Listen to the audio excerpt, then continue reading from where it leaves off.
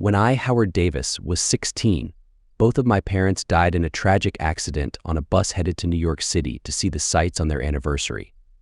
A trucker who failed to get adequate sleep lost his life and cost the lives of 12 others on the tour bus. It was a devastating time, and I would have spiraled into major depression had it not been for my older brother Giles. He was 21 at the time, married with one boy, Craig, named after our father.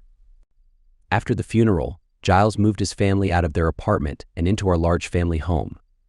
I welcomed their presence as it served as a distraction from the immense loss we both keenly felt. As you might guess, ours was a close-knit family, and I happily babysat my little nephew for them whenever they wanted to go out. Our dad had been an Eagle Boy Scout, and he adhered to their motto, "Be prepared." We later learned that they had purchased a $1 million one-week long-term travel insurance policy on each of them for just $40 from their agent, which covered accidental death only for that specific week. Their legal will put the house in the name of a trust, making the house available to the both of us until my 21st birthday. Once I reached 21, Giles and I could then contact an attorney about converting the trust to our names and dispose of the house however we wished. The $1 million payout for Giles was immediately available to him. Mine was held in trust until I reached 21. Our inheritance of our parents' bank and retirement accounts, along with their modest life insurance policies with double indemnity riders, by the way, kept us all afloat and saw me through high school and college. Giles had been working for an auto parts distributor after high school. He had no appetite for college, but for some reason, insisted on that for me. He found an auto parts store for sale. The childless owner was retiring. After much research and study, he negotiated the price and purchased the enterprise lock, stock, and barrel. He kept the original name, Bennington Auto Parts, for the name recognition in the area. It did a brisk business. Gloria, Giles' lovely wife, didn't like the fact that family money was being spent on me. She argued with him constantly over the fact that my $1 million remained untouched, earning money in a trust until my 21st birthday, while family money was being used to support me and send me to the state college. He reminded her that they were living rent-free in a nice house that more than offset any expenses incurred by his brother, and that half of all family money was also Howard's. Giles was bewildered why they had never had a single argument over money until the inheritance. I offered to move out and live in a dorm and apartment, making it solely on my own until I became of age. Giles wouldn't hear of it. I was saddened to see them divorce in just 3 months. Giles kept the store and Gloria managed to leave with $300,000. They negotiated 50-50 shared custody so no alimony or child support was involved. It opened my eyes to how some people can become infected with greed and drastically alter their personalities. I hoped and prayed that money would never be the cause of problems in my future life. After my college graduation, Giles bought a home closer to the auto parts store and moved out. The family home remained in the name of the family trust as I continued living there. One thing I'll say for my brother, he took good care of me until I turned 21 and gained access to my trust. He never once mentioned money to me or asked for a nickel. I admired him every bit as much as I did our father. When I offered him $100,000 for taking care of me, he said he'd never speak to me if I ever brought the subject up again. My degree was in marketing. As I was putting feelers out for employment, Giles contacted me with what he called important news. After meeting him for lunch, he took me to the place next door to his business.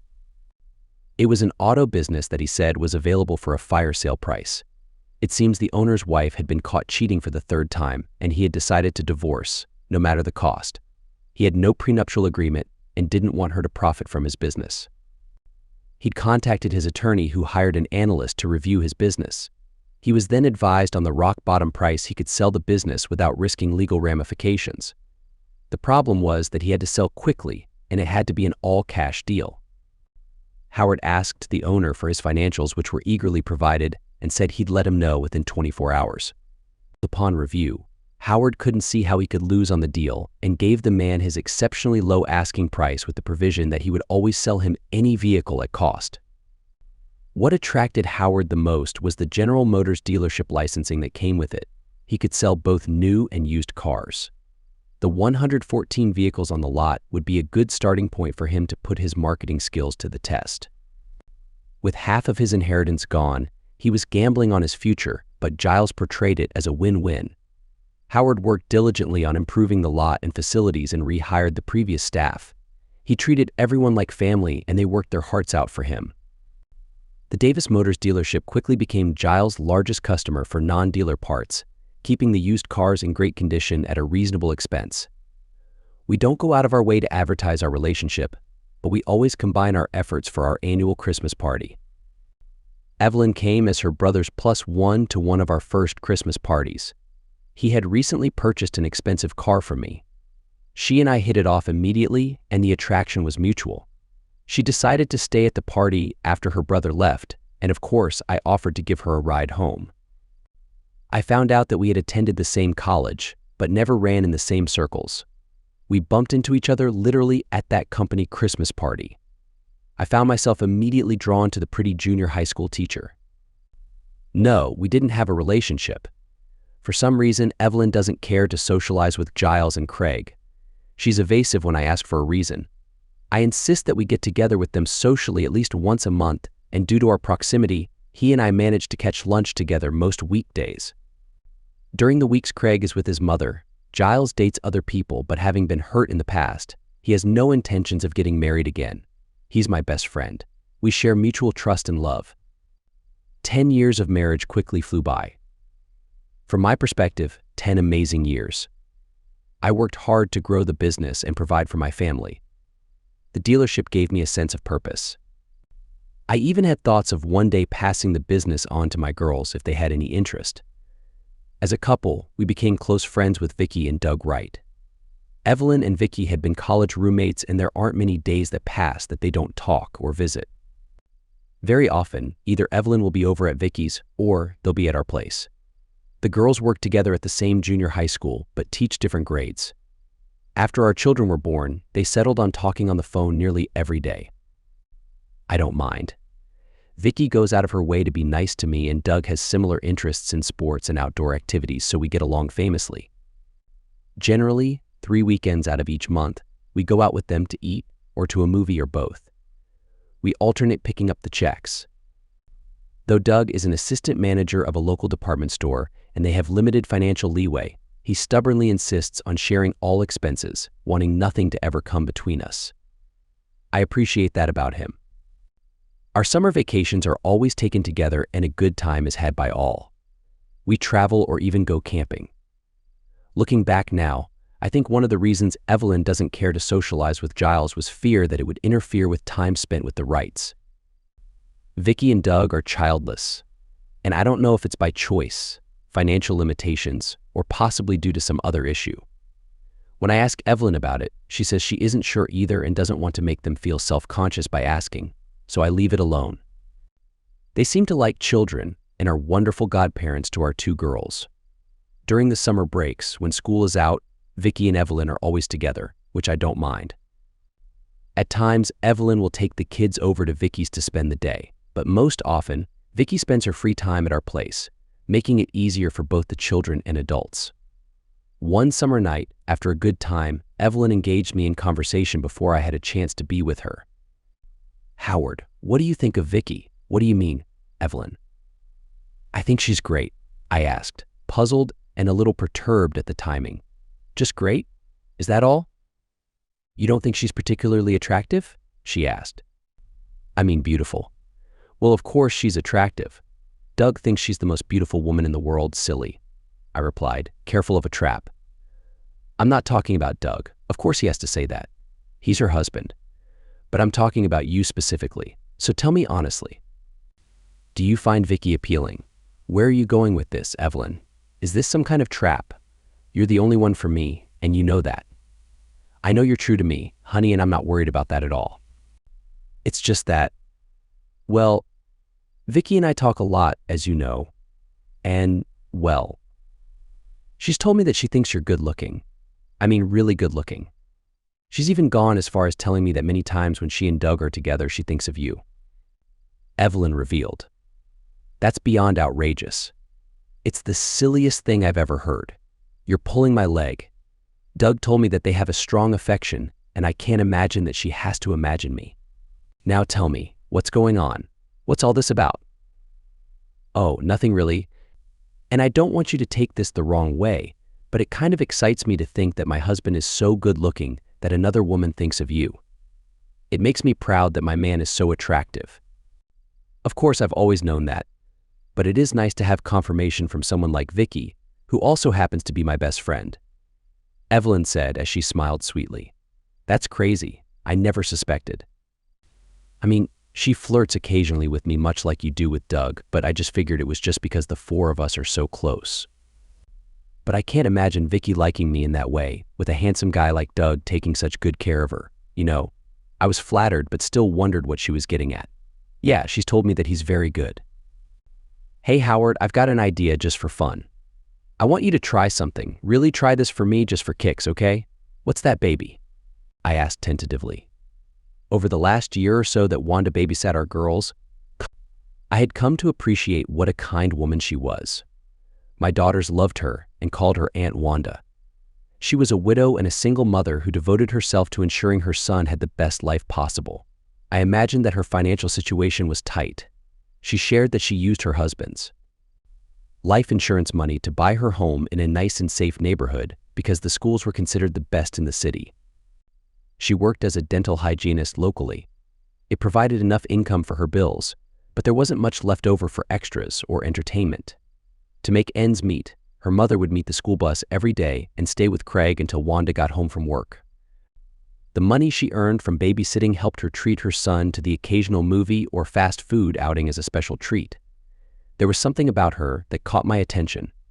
She was down to earth and easy to talk to, like a best friend, but she was also professional. I figured it was her people skills from her job that made her so approachable. I admit that I lingered longer than necessary every time I picked up the girls, though I couldn't quite understand why I was drawn to her. I was perfectly content with Evelyn in my life. I didn't want to risk that, so I never flirted with her. One Sunday night, while enjoying some drinks with Doug and Vicky, things took an unexpected turn. Vicky, always the daring one, put on a movie for us to watch. They had 2 couches in their den on opposite walls, with a TV set up on a side wall. Vicky sat next to me on one couch, while Evelyn and Doug were on the other. The movie turned out to be a light-hearted romantic comedy. Both Vicky and Evelyn leaned against the person next to them, but there was no overt touching. It was a new situation for me, and every time I looked at Evelyn, she either watched the movie or focused on Doug, never making eye contact with me. It felt like she was purposely avoiding my gaze. The movie was not particularly long, less than an hour, but when it ended, Vicky immediately began a conversation as if it had been planned. Howard, I don't know if Evelyn has mentioned it to you, but I think you're extremely attractive. I wasn't sure how to respond, and when I looked over, Evelyn continued to avoid my gaze. Doug then chimed in, Hey man, it's all good. Vicky and Evelyn have been talking, and we know that you guys are open to exploring new things in your relationship, just like we are. We found that role-playing can be a fun and exciting way to spice things up. We thought you might be interested. Vicky joined in the conversation, so Doug and I were thinking, maybe we could take it a step further. I find you very attractive, Howard, and I was hoping we could make our fantasies come true together. Of course, I would never want to ruin your amazing marriage, but with your consent, I think it could be a thrilling experience for all of us. I nervously smiled throughout the exchange. The fact that Vicky found me desirable boosted my ego, but at the same time, I felt like there might be something more going on. Vicky slid her hand down my leg, and it made me feel a certain way, but I kept my hands to myself. Evelyn then spoke up, looking directly at me. Doug and Vicky have discussed this, and we've talked about it too. Vicky would like to explore her fantasies with you, and we thought it could be a fun adventure for all of us. We trust each other completely, and we believe that this could bring us even closer as friends. Doug added, we don't see any harm in adding a bit more excitement to our already great friendship. We've read about couples trying new things together, and it sounds like it could be really enjoyable. Plus, we know how much you love Evelyn, and we all trust each other to make sure no one gets hurt. Vicky leaned in closer and hugged me. I really hope you'll say yes. You're a wonderful person, Howard, and I would be devastated if you turned me down. This is all about exploring and having fun together. My mind was spinning from all the unexpected propositions. I wasn't sure how to respond, but before I could gather my thoughts, I looked over to see Evelyn engaging in a similar exchange with Doug. In just a few minutes, all four of us were lost in the moment. I forced a half smile to hide my emotions and suggested to the three conspirators, "Tonight has been quite eventful. I think we all agree, but I don't want to overstay our welcome. Evelyn, why don't we pick up the children and head back home? I'm not comfortable with how things turned out tonight, and I have a lot on my mind, so I'd like to go home right now." Evelyn nervously glanced at the other two and said, "Of course, babe. Things escalated quickly tonight." "I understand." Afraid of saying something wrong, the room fell silent as we left without the usual hugging and handshaking. Thankfully, the girls were excited and chatting the entire drive back, distracting us both. It took a while to get them settled and into bed for the night, leaving no opportunity for Evelyn and me to talk. I was grateful for that. I couldn't even bring myself to look her in the eye. She sensed my unease and, knowing me well, didn't push me to speak. I locked the bathroom door and jumped into the shower to wash away the grime on my face and the feeling of self-hatred that now consumed me for allowing myself to be used as a pawn in their twisted game. I heard the door click. The bathroom door could easily be unlocked from the outside using a small object, and apparently Evelyn felt a sudden need to be in the bathroom with me. Soon, the shower door opened and she stepped in. "Mind if I join you? I could use a shower too." "Not at all. But I'm finished and was just rinsing off." "Feel free to take your time," I said, quickly stepping out of the shower and hurriedly drying myself off. I had no desire to be around her at that moment, especially without clothes on. The body that used to turn me on instantly now disgusted me. I left her in there, threw on some clothes, and plopped myself down in front of the TV in our den. That night, I had no interest in confronting her. I still felt off balance and just wanted to be left alone to process everything I had witnessed. I heard Evelyn's cell phone ringing in her purse on the kitchen table, so I got up and checked it. It was Vicky, of course. The thought of the conspirators discussing my predicament angered me. I turned off her phone so it wouldn't ring and returned to my recliner in the den. Evelyn soon joined me, sitting on the couch opposite. "Honey, are you avoiding me? Is everything okay? Do you want to talk about tonight?" she asked, concerned. "No, everything is not okay," I responded more curtly than intended. "I have a lot on my mind, and I don't feel like talking right now. I just need some peace and quiet. Maybe we can talk tomorrow." "Okay, sweetie, I understand. Can I get you anything?" "A snack. Something to drink?" She tried once again to engage me. "No thanks, love." I stopped myself from saying honey. "I just want to be still and relax for a bit, if that's okay." "Of course it is. Well, if you need anything at all, just let me know," she offered again in a sweet tone. "Thanks, hun. I appreciate it," I responded, too upset to say much more. I needed some time alone to think. She disappeared into the kitchen, and I heard her tidying up in there for a couple of minutes. And just as expected, she was murmuring in low tones on the phone. I knew it was Vicky. Though I couldn't hear what she was saying, I was sure that I was the main topic of their conversation. As I sat there, I realized that I had to do something to catch them in the act and confirm what I already knew to be true. I was not going to continue playing their twisted games and be their pawn in some messed up drama. I decided to take initiative and start planning my next steps. We went to bed in silence that night. Evelyn wanted to say something, but I abruptly said goodnight. I woke up before the alarm went off, despite barely getting any sleep. It was Monday morning, a work day for both of us. My wife was sound asleep. Apparently, her 4 incredible orgasms had exhausted her. I quietly got out of bed, grabbed some clean clothes in the semi-darkness, and dressed in the hallway bathroom. I left a note on the kitchen table saying I had an early meeting that I forgot to mention to her. I didn't want to see her yet. I still wasn't ready to have the talk, especially with the kids around. As I left the house, I called my office to let them know I would be out for the day. The night before, I had decided that I needed to gather more information. Having breakfast at IHOP helped calm my nerves and provide some much-needed energy. I lingered there for an hour or so, drinking coffee and replaying the events of the previous night in my mind. No, I wasn't confused. I wasn't mistaken. I wasn't unsure about anything. Doug and Evelyn had been engaging in inappropriate activities for a while now. I was 100% sure of that. The three of them had been lying and deceiving me for who knows how long. Evelyn's betrayal hurt me deeply, but why did they risk exposing it now? Maybe they were scared that I would find out, and they thought the best way to diffuse the situation would be to pretend to involve me in their little secret club. They might even be engaged in a full-on Three's Company situation. Evelyn never even hinted at having feelings for another woman, but Vicky is clearly a part of the affair and seems to approve. There was no doubt in my mind. It angered me to think that they believed I was so gullible, so clueless, that I wouldn't notice last night wasn't their first time. It insulted my intelligence. As I sat there finishing my coffee, I received a brief text from Evelyn that simply said, "I love you." I didn't reply. My initial instinct was to gather my thoughts, make some notes, and then confront my wife later in the evening with my suspicions. Isn't that what husbands and wives should do? Sit down and calmly discuss any issues that arise to prevent them from escalating.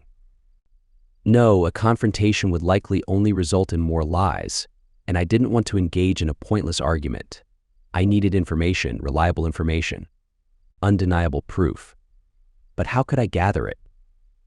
After a quick online search, I drove to a business in the industrial commercial district that sold surveillance equipment.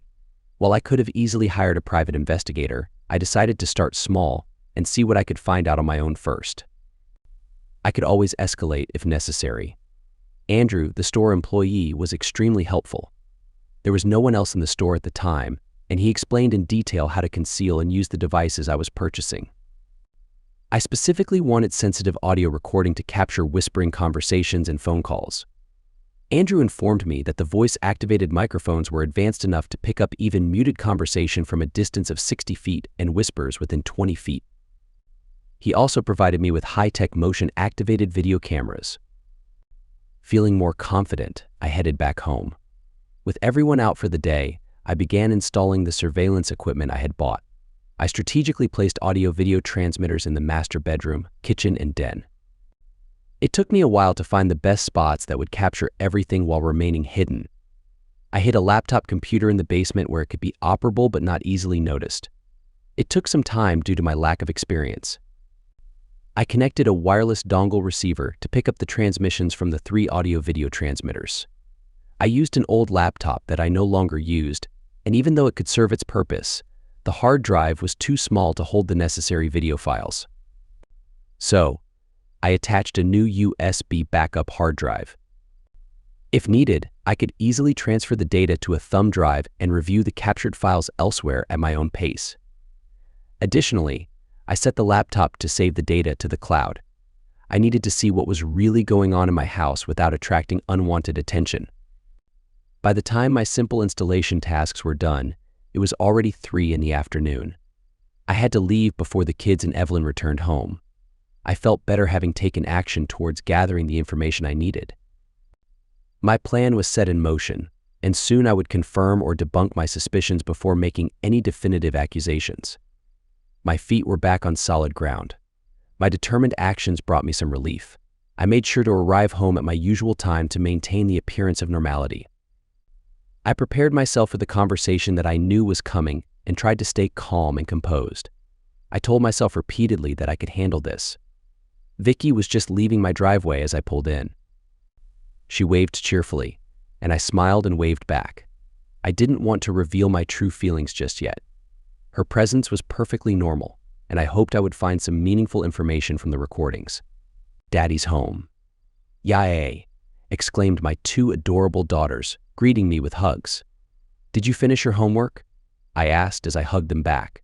We started, but we haven't finished it yet, Connie admitted. I saw Evelyn glance over at me when I asked the girls, why don't I help you 2 with your homework right now and make sure you understand everything? They happily agreed. I walked into the kitchen and gave Evelyn a peck on the cheek, which was unusual. Usually I go for the lips, but these were not usual times. Can we talk about last night? She asked softly. Sure. After the girls are asleep unless you're on the phone with Vicky, I added that last part with a hint of sarcasm. She winced but then brightened up. Oh, we've already talked for today. She just left a few minutes ago. I'll have dinner ready before too long. I'm cooking your favorite meal." She gave me a big smile, which I didn't return. I wasn't acting as normal as I had planned. "It smells wonderful. I'm looking forward to dinner." "Let me go take care of the girls," I said. I made a quick detour to the basement and uploaded the files onto a thumb drive so that I could review them later. I hid the drive in my pocket and went to the girls' room. I needed to remember not to leave it lying around. I was new to this spying thing. After dinner, while she was showering, I quickly checked the drive. Yes, there were captured files from all 3 transmitters. I played just a few seconds of each and saw crystal clear video before putting it away again. It would take time to go through it all, and I couldn't do it with her here, so I decided to watch them tomorrow. But I was excited to at least be in a position to learn the truth. She found me in the kitchen, sitting at the table drinking a glass of water. I used to drink soda a lot, but I switched to water a year ago. I feel healthier as a result. "Howard, if you don't mind, I'd like to talk about what happened last night," she said quietly. "What part about last night do you want to talk about?" I asked. "I'd like to talk about what you saw last night. With me and Doug." "Oh?" Vicky did her best to keep me occupied the entire time. "But from the few glances I managed, you and Doug were really close." "No, honey, you have it all wrong. I was pretending. I thought you were too busy to notice us." I should have known. But Vicky said she thought. I interrupted. I don't see how Vicky could be thinking while I was busy with her. "Oh, baby, you are the best. I've told Vicky that countless times before, and now, through your generosity of sharing yourself with her, she knows it firsthand for herself. Thank you, sweetie, for doing that for her. Now she knows what it's like to be with someone amazing." She grinned enthusiastically. I was ready to burst. The lying person wasn't about to tell the truth. She seemed relieved to think that I didn't notice her incredible encounter with Doug and was only too happy to continue to deceive me into believing Vicky thought I was all that. What a condescending person. Vicky as well. I was sick of the 3 of them. What used to be good friends were now my worst enemies. I responded. I tried to give her a good time, but it was difficult. She is not you. I held back. I've always saved my best for you, babe, just like I'm sure that you would never give your best to anyone else but me. I admit I was being childish, but I just had to dig at her or burst. She acted as if my words hurt her. "Of course, honey. No one will ever get my best but you. Nobody takes care of me like you do. Nobody. So, since it was such a good experience for you and Vicky, she asked me today if we could do that again soon, maybe tomorrow." "Hold on a second. You said it was a good experience for me and Vicky." "I never said that," I answered. "But honey, you just said." She began to protest. "I know what I said. Vicky seemed to have a good time, but I can't say the same for myself." I said, "What do you mean, honey? You had to have enjoyed it. After all, she told me you had a great time and quite fast. I wanted to make sure it never happened again. You're right, Evelyn. I know that Vicky is your best friend and all, and I wouldn't want to hurt her feelings for anything in the world. But if I tell you something about her, do you promise that you won't tell her?" I was making this up as I went along. "Well, of course, darling. You know you can tell me anything. We're husband and wife who share everything. And that's the way it should be." I thought to myself, yeah, that's how it should be, but it sure isn't how it is. I continued, "Now, don't you ever tell Vicky or Doug I said this. I am only telling you this as my wife in complete confidence, okay?" She reassured me. "Sure, baby. I promise I'll never share it with either of them." "Now, what is it?" "Well, I don't know of any way to soften this, so I guess I'll just come right out and say it. Vicky just doesn't do it for me," I said. "I'm thrilled to hear that. I did the same thing." "That's part of what made the experience crazy exciting, isn't it?" she countered. The lies were increasing. I needed to end this soon. I wish I could say that that was all there was to it. I said, "Difficulties?" "What kind of difficulties, baby?" she asked. Now remember, Evelyn, not a word of this to Vicky, but something about her bothered me. I just couldn't get into it. I don't know what it was about her. That's the best description I can come up with. To be perfectly honest, I'd rather not be with her ever again if I can help it. My last statement was absolutely true. I was lying about Vicky, but I truly didn't want to repeat the experience. Evelyn's eyes widened. She had never expected to hear what I just told her. "Oh? What's that?" she asked. "She isn't you," I repeated truthfully. "Oh, you silly person. You silly, wonderful person. I never would have imagined that you would have that kind of reaction to her. I'll talk to Vicky. As much as she loves you, I'm sure she'll understand. Try to let her down gently. After all, she is a nice girl." And the Oscar goes to Howard. I will side Evelyn. This conversation wasn't going as planned. On one hand, she seemed relieved that I didn't make a big deal of her incredible encounter with Doug, but was upset over the fact that I would never be on board for another experience. I feel certain that the schemers would do their best to change my mind, but at this point, they had their work cut out for them. I wouldn't be an easy target again, especially if my suspicions are confirmed by the recordings. I was eager to examine them in the morning. After quickly clearing my desk of the morning's paperwork, I began watching the videos from the previous afternoon. "So how did it go last night?" Vicky asked. "What did Howie say?" Howie? They knew I hated that nickname. After a little more small talk, Vicky said she better get home before Doug and she have a special bonding night. The next scenes were of me entering. I saved their conversation to a separate file and closed my computer. That evening at home was almost a repeat of the previous night except for the personal conversation. Dinner and homework. I went to bed as soon as we put the girls down for the night. I was not in the mood for Evelyn's advance, which I know disturbed her a bit. I know now for certain that she is cheating. My marriage is certainly about to crash. I just had to get more proof and examine my options. Wednesday morning's review of the previous afternoon's video sealed the deal. My marriage was toast. After giving the kids their afternoon snacks, Evelyn ushered them upstairs to do homework. She and Vicky began the conversation that interested me the most. Vicky was royally annoyed. "You're right, Vicky, but you're keeping Howie occupied like that was the best way to introduce him to accepting me being with Doug." Evelyn admitted, "You sure ended up with a remarkable partner with Doug and I ended up with a disappointing one." Howie? Evelyn was calling me Howie? Even she was using the nickname I disliked. I know. And it's not like Howie was a lot of trouble or anything. You were right. Everything is going according to plan, my dear ladies. All we need to do is be patient and give him time. He'll come around. "Vicky will see to that, won't you, babe?" said a male voice. I was shocked. Doug had just walked in and joined the conversation. I had no idea that he had been coming over to my house like Vicky was. Was this a special visit or has he been coming over regularly? My mind was spinning. "Oh, hi, baby." Both girls quickly walked over and into Doug's arms. "It's about time you got here, stud," stated Evelyn as she hugged him. "That's right," agreed Vicky. "Our hearts were growing cold until you got here." "Yep, we've been talking about Howie being lacking as a lover, and nothing makes our hearts colder than that," chuckled Evelyn. "Well, heck, I'll just have to warm them up again, won't I?" suggested Doug. "But first, we have some business to take care of." Why are we all calling him Howie? You know he hates being called that.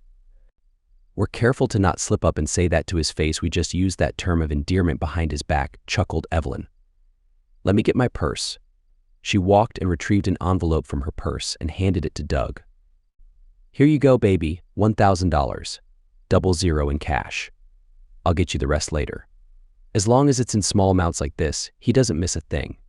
Howie would have a cow if he knew the money was coming out of his pocket every time you guys picked up the tab anywhere or paid Wanda to sit for us, instead of saving on your own to pay for it. I think it's funny. Well, he wouldn't think it funny that I've been accompanying his wife all these years, even before you married him. I can't imagine him being too thrilled about learning that. But that's why it's so important that we bring him along into our fun games. Sooner or later, something somehow will slip and he'll get suspicious. That's why we have to get ahead of this and make him think that we just started the other night. "Right, you are a lover," Evelyn replied. "And he should be thrilled." The girls disappeared from the kitchen and Doug sat down and drank a glass of wine. I fast-forwarded the kitchen video and nothing else happened in the kitchen besides 10 minutes of wine consumption and the file ended. I clicked on the next file from the den, but it had only the children running and playing for a few minutes. Then I opened the file from the master bedroom. I almost wished I hadn't. I was feeling bad before, but now it is worse. I sat there stunned, watching my wife show love to her best friend Vicky. After pausing the recording to keep my emotions in check, I tried to absorb it all. The only way to describe my state of mind was an utter and total shock. I thought I was prepared to see and learn what was going on among them. I was wrong. What I had just witnessed brought absolute devastation in my heart. I wept for the loss of what I thought was a great marriage. I didn't have Evelyn, that's for sure. It was now clear I never did. The only reason she kept me around was to be their financial support. I am just someone they rely on, and they have been taking advantage of me for years. I could only imagine the countless laughs the three of them have had behind my back at my expense. Well, my expenses are about to become much less than what they have been. I sat and thought about taking my next step. I called Devon Gibbs, an attorney friend who manages my business legal work but also handles divorces, and set up a meeting with him in his office at 3 p.m. I also wanted to get a bank statement to see if I could determine how much and how often Evelyn was giving money to her friends. I suspected I'd be shocked. I didn't care about the money in the big picture, but it was a blow to be such an ignorant fool. "Don't worry, I won't forget. I always do it that way." She chuckled. "But you're right, he would surely be able to tell the difference." Evelyn added, "You know my heart belongs to Vicky first and you second. I'm all yours, Doug. Howie is way, way, way down the totem pole. You guys can have me whenever you want me, and I wouldn't have it any other way." I was stunned beyond belief. There is no way that I could ever get past what I just witnessed. Not in this lifetime. No matter what kind of impact it might have on the children. Old Howie is divorcing that person. And just when I thought that the world could not possibly get turned upside down anymore, I was shocked at the very center of my bones. Rage and fury suddenly permeated every cell in my body. If I had been in the same room with them at the time with a hand grenade, I would have deftly pulled the pin in an instant and taken out all four of us without a second thought. Damn that person to hell. Damn them. How could they? Veronica, my precious innocent little 9-year-old daughter, walked into the view of the camera. "Mommy, are you having another secret time with Uncle Doug?" The three of them jumped up startled and grabbed sheets and covers to hide what my daughter had already obviously seen. "Yes, sweetie," Evelyn said, panting. "We were just playing house again. Now, remember, this is our little secret, okay? We don't want Daddy to find out because it would ruin the big surprise for him that we are planning. Now, why did you come in here, baby?"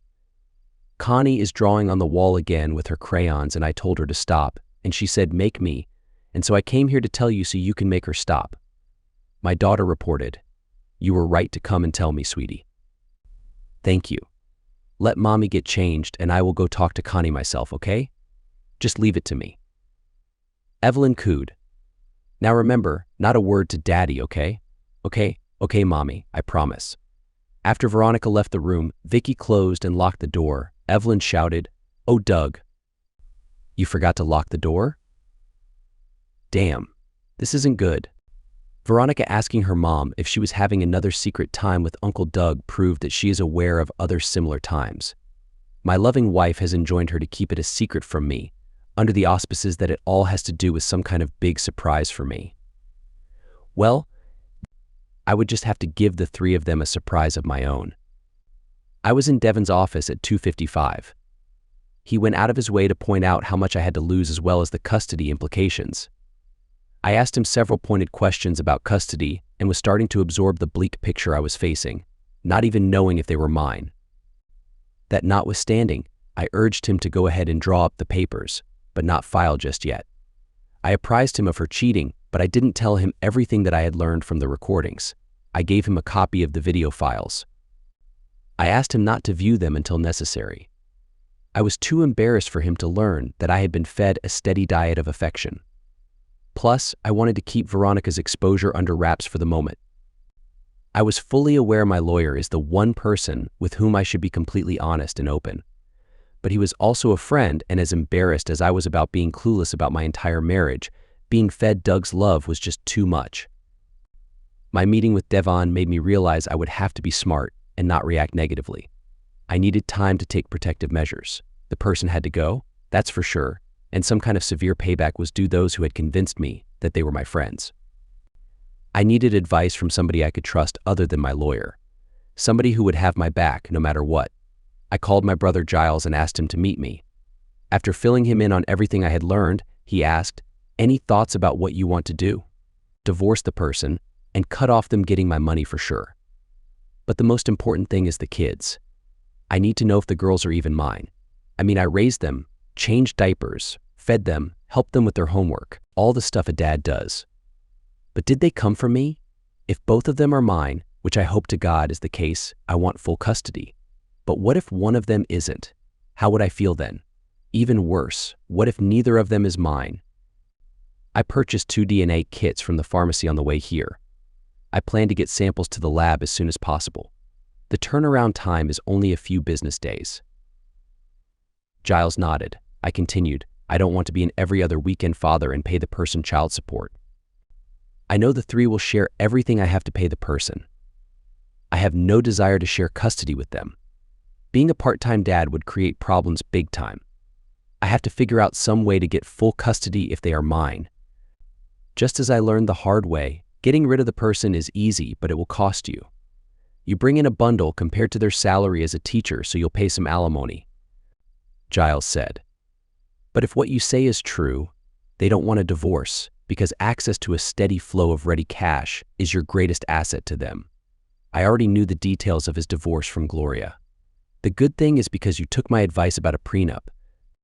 They can't touch your business or your trust, and the house is still in the name of the family trust, so they can't go after it either.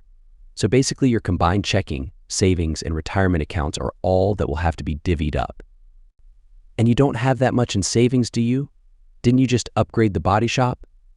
Yeah, but unfortunately I pulled the money for the upgrade from my trust and not our savings. Hindsight is 20/20. At the time, I wasn't preparing for divorce. I chuckled. He went on, let's think about this. What are you going to do about Mr. and Mrs. Asshole? I shook my head bewildered. Beating the jerk senseless and stomping his balls takes care of his fling with your spouse. Or even confront the person. Giles suggested with a grin, I'm sure I can find some guys. I shook my head. I had no intention of risking prison. It'd be my luck that the guy I hire would be an undercover cop, I said. Nope, I need some cleaner way for retribution. Giles suggested I move my money the next morning, not hide it, but enable me to take full control. He said he'd try to think up solutions overnight and we'd meet in the morning. Go home to your spouse and try to act normal, Giles advised. Maybe talk to them? He added, grinning. I had to agree with what he said and was saddened to realize he was right. My whole marriage was a sham. My only light was my 2 girls. The absence of Doug and Vicky's cars belied the fact that both Evelyn and Vicky were waiting for me when I walked in the door after work. Vicky had hung around to meet with me, I guess to try to convince me to get with her again, with the 4 of us as before. It struck a nerve. Hi, honey. How was your day at work? Evelyn unsympathetically inquired. Another day, another dollar, I responded. It's too quiet in here. Where are the kids? Oh, since they finished their homework early, Doug took them to get ice cream as a treat. They'll be back after a while, Evelyn offered. Okay, another bother stuck in my side. Jerk Doug inserting himself into my family. I see. That being the case, I think I'll go ahead and get my shower. You girls don't mind me. Go ahead with your girl talk. Vicky chimed in. Before you do that, Howard, can I talk to you for a moment? What would you want to talk to me about, Vicky? My mood was not getting any better. I just wanted to thank you again for the other night. It was the most amazing night of my life. You are an awesome friend, and I was hoping to persuade you to let me have another chance to hang out. That's so disappointing, Vicky, I said quietly. Her look of surprise told me she had thought I could be easily manipulated with compliments. I continued, I don't believe a word you're saying. Just to test you the other night, I stopped doing anything to you for a while. And even during that time, you acted like you were having the time of your life. You were faking it. I am so disappointed that you think me so gullible as to not realize that. Evelyn jumped in. You don't have to be mean and call my best friend a liar, Howard. I believe her. It's a shame you don't. Maybe you'll change your mind over time if you give her another chance. That's right, Howard. I'm sorry you found my body objectionable the other day. I swear to you that I will smell and taste much better to you the next time, Vicky encouraged. I was tired and upset. I wasn't prepared to be completely honest yet. So Evelyn, you lied to me right to my face too? You promised you wouldn't say anything to her about what I told you in confidence. I guess your promises no longer mean anything to you, I seethed. I didn't care if they caught my indirect message. I swear it's not like that, sweetie. I married you, Evelyn, not Vicky. I wanted to be with you, only you, not Vicky or anyone else. It seems like you want an open marriage. I definitely don't.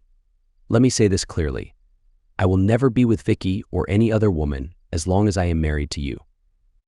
If you want to be with other people, then you don't want to be with me.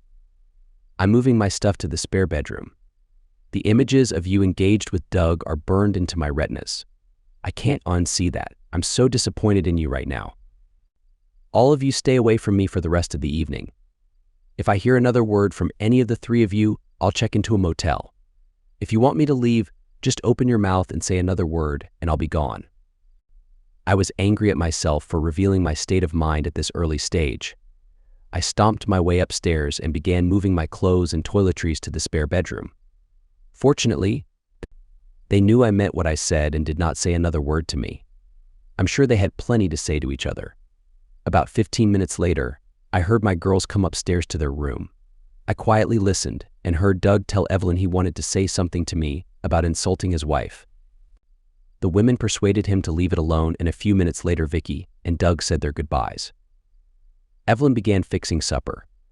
Nothing else was said that night about Doug or Vicky. All conversation centered on our two girls. They were my main focus now. Apparently, my threats trumped Evelyn's need to talk to me about resuming hangouts with the jerks. That's what I now considered them, just a pair of jerks. I kept checking the video recordings daily with basically nothing new happening. The only change I noticed was that they moved their hangouts over to the jerk's house. Wanda could watch the girls and they could have some fun without the kids surprising them again. I don't care who she hangs out with anymore, as long as she leaves me alone.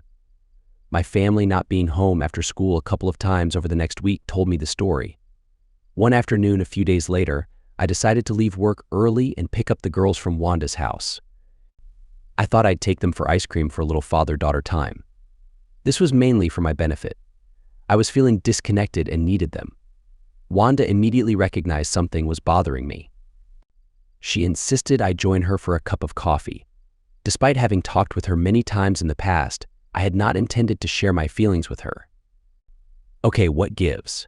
Wanda asked. I can tell something major is going on and you don't want to talk about it. That tells me you are having problems with your wife. At my astonished look, she continued. Men will talk about health problems, even if they gamble or drink too much. About the only time they clam up is when they are having trouble at work or home. I know your dealership is doing well, so it must be your relationship with your wife. I can't believe you'd cheat on her. I know you're better than that, so it has to be her. She's having an affair, isn't she? I nodded. I'm guessing with Doug. They're together too much. I've suspected something was going on. I asked Wanda why she never said anything. She blushed. I had no proof, only suspicions. And I would never be the one to tell you something that I did not know for sure, knowing it could end your marriage. I don't want to be that person. Especially since I think very highly of you. You could have knocked me out of my chair with a feather. I had no idea. Of course, she was kind, cute, and smart. But Evelyn was my wife. I could never seriously entertain the thought. She continued, Yeah, I know. Bad timing. But I think you're a great guy. I mean it. You have always been nice and easy to talk to when you come here. You even sold me a car for next to nothing when mine broke down. You advised me that mine would be too expensive to repair. She took a deep breath. You didn't have to do that. You're one of the last good men. You remind me of my late husband in that way. I could never tell you any of this before. We talked for a few minutes with her asking me what I planned to do. I told her my immediate plan was to control the money flowing into Doug's pocket and then divorce my wife. I didn't say a word about getting revenge. She seemed to be aware of that. Well, from the sound of it, that will hurt him. He freely peels off cash from a wad in his pocket when he pays me. Now I learned that it was your money all along. I know they couldn't afford the cars they drive and their home on their limited income. Honestly, I suspected they might even be involved in something illegal. I was surprised at her acute observations. Doug is a terrible person, but from what you tell me, he must have something to keep Evelyn involved enough to risk losing you. You are going to go through a tough time. The end of a marriage can be emotionally as difficult as the death of a spouse, Wanda said quietly. I want you to know I'm here to listen. Come talk to me anytime you feel the need. I will not judge you. And don't hesitate to call anytime you need someone to watch the girls. No charge, she added. I began to protest. Okay, I know we talked about that before you insist on paying me. But having your girls here has been such a blessing to me and Freddie. I think it helps them to be friends. I have a spare bedroom if the girls ever need to stay over. They've napped in there before when you were running late, but I'm available for overnight stays. I was overwhelmed by her support. After discussing with Devin, Giles, and even with Wanda, I made changes to the family finances. I closed all credit cards in both our names. I never carried a balance on any of them, choosing instead to pay them off every month. I did not want to close our joint checking account. Evelyn's check was automatically deposited into that account. That was our household account, and I kept the balance low. That way she would no longer have any access to any substantial amounts of cash. I left her credit card that was in her name alone untouched. If she wanted to use it to do something for the jerks like take a major cash advance, there would be a paper trail, and my advisors and I decided she wouldn't want her husband to figure out her financial dealings. I explained to Evelyn that moving the majority of our funds into a modified money market account was better for us since it earned a much better interest rate than our regular accounts. We weren't going to upgrade the kitchen nor build that swimming pool in the immediate future, and this would maximize our returns. I pointed out there was a severe penalty for making cash withdrawals. Of course, that was untrue. I had deposited only a small amount into that account and safeguarded the rest. I would still write checks from our joint checking account for our bills. Apart from her direct deposit, I added only enough to cover the checks I wrote. I felt better having taken measures to restrict her access to ready cash.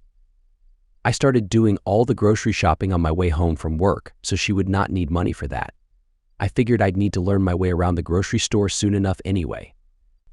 Of course, Evelyn protested the changes. She resented not having ready access to cash as before, but she didn't complain loudly because she couldn't very well justify any legitimate needs. I told her we had far less in our savings than I had thought, and we needed to minimize our expenses for a while. I used the excuse that business was down and I couldn't draw as much as I had in the past. We might have to rely on our nest egg for future household expenses. She wanted to go out with the Wrights the following weekend, but I politely declined, saying that I wasn't ready to face them again after the previous disaster. I told her that she was free to meet up with them anywhere without me and sarcastically assured her that they should gladly pay for her entertainment. Only a few days had passed since the revelations at the Wrights' house. I could tell Evelyn was getting restless. She was starting to realize just how upset the situation made me and was unnerved by my actions. Although she never overtly approached me for closeness, she dressed more attractively than ever before around the house. I simply avoided any mention of her clothing. I slept every night in the spare room. The conflict came to a head after I got home that Thursday. I was not in a particularly good mood after receiving the DNA test results. I grabbed a soda from the fridge, and she came into the kitchen to greet me. Evelyn stared at me for a second and then replied, "I know. I just got caught up in the moment. It was just the excitement of it all." "Oh yeah," I growled, my anger increasing. The excitement of getting his attention. In 10 years of marriage, you never felt that excitement with me. You rarely showed any affection like that. Even when I was fresh out of the shower. I can't remember if you ever did that for me. And how many times did you say you would never do that with anyone else's body fluids involved? Yet right away, you took Doug's sloppy attention and did that back rub to make him feel good again. I stopped talking as I watched Evelyn's face turn shades of red. Anger, embarrassment, rage. I had no idea and didn't care. Suddenly, she started crying. Tears streamed down her face, and she turned and ran into our bedroom, slamming the door behind her. Well, at least I'll hear what she says to Vicky tomorrow morning when I watch the video, I thought. Then I went to check on the girls. Oh no, Vicky was right. Evelyn said. Howard did watch us hug. He made a comment about how I gave you a back rub to make it feel good again and how I always refused to do that for him. No, he didn't say anything about how it looked like we were so compatible. No get-together this weekend. Evelyn paused for a few minutes. No, he hasn't mentioned divorce, but he's angry as heck. I'll be walking on eggshells for a while. I might even have to give in and give him a back rub, be romantic with him, and then give him another back rub just to make him feel better. That's not fair. You can't punish me for not following your rules. You let Vicky off by only giving him handshakes. I have to save my marriage. I am doing this for all of us. We'll talk about it later. I sat in my office while I reviewed the video. I believed I'd messed up when I let anger get the best of me last night. The reason I was so upset was because of the DNA results. I am not the biological father of one of my little girls. I don't know which one. I don't know which one. I don't want to know. I sent the 3 samples to the lab soon after I talked with Giles. I was sample A, but I purposely did not note which daughter was sample B and C. If they were not both my children, I did not want to know which one was. I wanted to avoid the possibility of even a subconscious bias. The possibility that distressed me most was, what if neither was my biological daughter? Could I leave them? I raised those 2. I loved them more than I did my wife. I realized. Not even in the same league. Could I walk away and abandon them emotionally, if not legally? Doubtful, I told myself. Knowing one was my biological daughter meant I had to find some way to get custody of her and her sister. I knew I could never let Evelyn know the results of the DNA tests, or that I had even taken the tests. I was not going to give her any more leverage to use against me. I certainly didn't want Doug to know he had fathered my wife's child. To give her credit, Evelyn stayed home and broke off her contact with Doug and Vicky, at least in my home. She was there with my daughters each evening, awaiting my arrival from work. All greeted me with smiles and hugs and a hot dinner. I waited for Evelyn's offer of a romantic gesture, but it never came. The following week, Evelyn informed me that she'd invited the Wrights over to our house Saturday night to watch a DVD movie from Redbox. She said it would be unfair to end our friendship with them because of one night. I bit my tongue to prevent my retort. She wanted to take the kids to Wanda's so we could have an adults-only night. I told her I didn't want to send the kids away and that I'd take care of them myself, and that she wouldn't have to worry about being bothered by them. When Doug and Vicky showed up, I excused myself and went upstairs and spent the whole evening with Veronica and Connie, playing with them and bonding with them as a father. I knew Evelyn would be angry at me, but I didn't care at that point. Another week passed, and I knew that the 3 of them were growing more suspicious of me. They couldn't understand why I was still so angry. Evelyn repeatedly tried to get me to come back and sleep together in our bed. When I asked if she had changed her mind about being romantic with me, she glared at me for a second and then burst into tears. You want me to do something so gross? I've told you I hate that idea. I simply said, it was good for Doug, and turned my back and walked away. Things were getting more tense between us, and not in a good way. I continued listening to the recordings. After another week passed, I knew the situation would reach a boiling point soon. I hadn't come up with a single satisfactory solution. Violence would only lead me to prison, and I'd lose any hope of custody. I wondered what they were planning. They no longer openly talked at my house. The source of money had dried up. I hoped that might tip the scales. I continued listening to the recordings whenever they met at our house and found out that tomorrow, Wednesday, the 3 of them would be meeting at Doug and Vicky's place while the girls would be at Wanda's. I snuck a small audio recorder into her purse, hoping to stay informed of their plans for dealing with me. It was then that I hit the jackpot.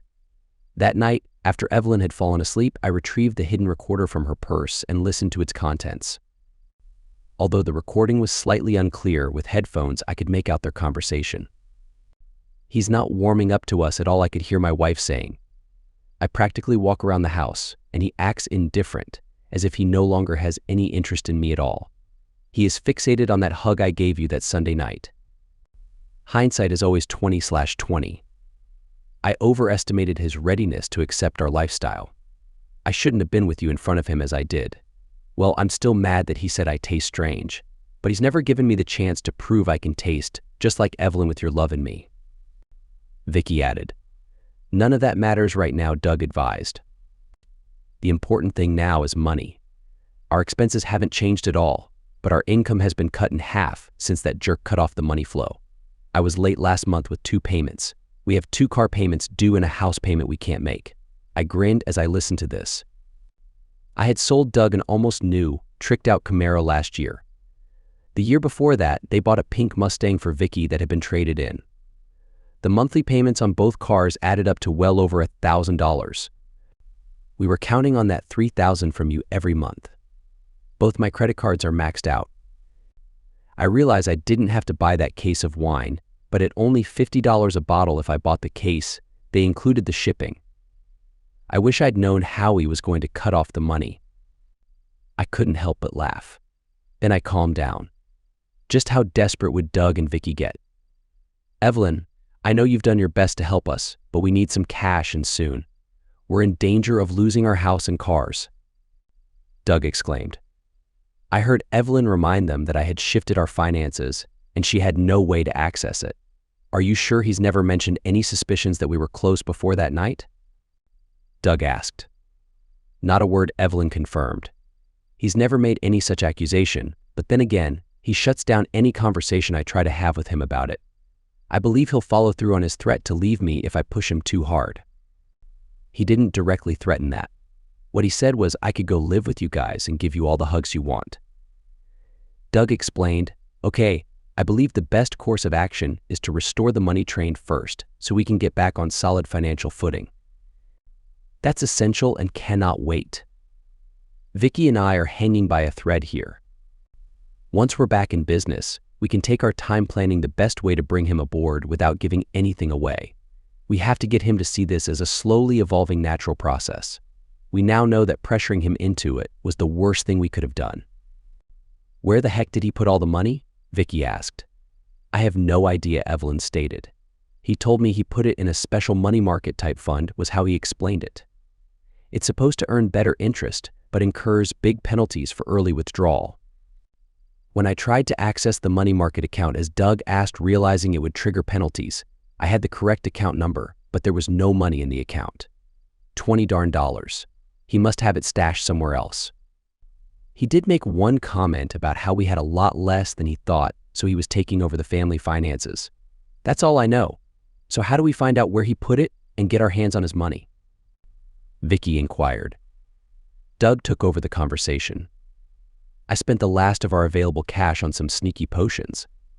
My friend told me exactly how much of each to mix into his drink to make him more obedient. Just enough to make him floppy and fuzzy-headed but not pass out, and some alternative medicine to make him infatuated and make him very interested. The 1-2 punch, I'm told, will make him willing to tell us anything we want to know if he's romantically stimulated. And the best part is he will not remember a thing. How do you see this happening? Evelyn wanted to know. You know he is going to be on his toes. He doesn't even want to spend time with you guys. How are we going to trap him with these sneaky substances? Friday afternoon before Howard arrives home, Vicky, you'll drop off the kids at Wanda's for babysitting. We can't take any chance they'll see or hear anything. Evelyn, you'll be cooking supper in the kitchen at the normal time. Vicky and I will be watching for him up the street and show up unannounced at your doorstep shortly after he arrives. I'll apologize to him profusely for any misunderstandings or offenses we may have committed.